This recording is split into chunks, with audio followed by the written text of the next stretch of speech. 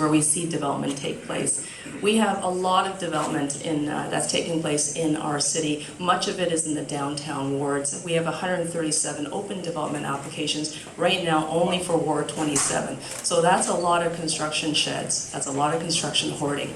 But what we also have are some encroachments when these developments take place. So they have to build generally to the lot line, and we're also losing a number of sidewalks, a number of curb lanes, and sometimes these projects, as magnificent as they are and as complex as they are, with great architecture that will be the reward for us as a city at the end of the day, they do have this very messy, very cumbersome construction period.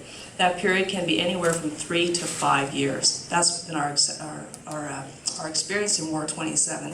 So there are about 80 streets in downtown Toronto alone that have these construction sheds that take over the public sidewalk and then take over the public curb lane.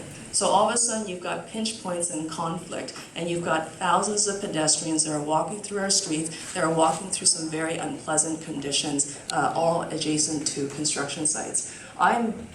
I want to share the story of you about Urban Umbrella, because this is a story about the city saying yes.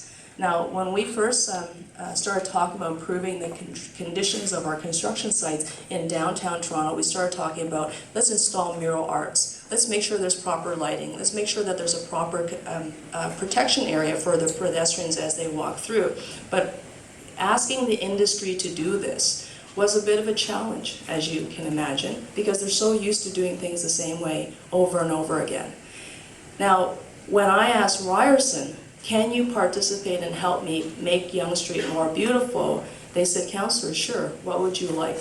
And I sat down with our public realm staff, the transportation, and said, let's come up with some good ideas. And Elise Parker and her staff are here today, Shayna, who actually brought the product forward and said, this is an example of what we can use in Toronto, Councillor, if you can get the industry to cooperate. I said, okay, let's go make that ask. And Ryerson, without blinking, said, if it fits within our calendar and if we can do it, let's do it. They hadn't even seen the product before. This was just about partnership and city building and collaboration together. When I brought this same concept to Great Gulf, they said, okay, if it's going to make our most iconic intersection, one of the most expensive streets in Toronto, that much better, at Yonge and Bloor, why not? Let's work on this together. And so we've been able to put together some really amazing and smart people at the city with our private sector partners, with the institutional players that we have in Toronto, and say, okay, let's work together. And the collaboration that came out of this experience is actually quite transformative, because now we have representatives from the development industry asking questions of, how did you do this, and who are you working with? So this is a conversation about us working together and saying yes as a city. And I'm very thrilled that you're here today to celebrate this big moment. Urban Umbrella is a small little company in New York, and they're actually growing so large that they've had to say no to some of the other developers who stepped forward. So if there's any investors in the room who would like to help capitalize and commercialize this product even further, I can tell you that there was another site in Yorkville that was very keen and interested in bringing Urban Umbrella to their site, but they just couldn't take on the workload right now.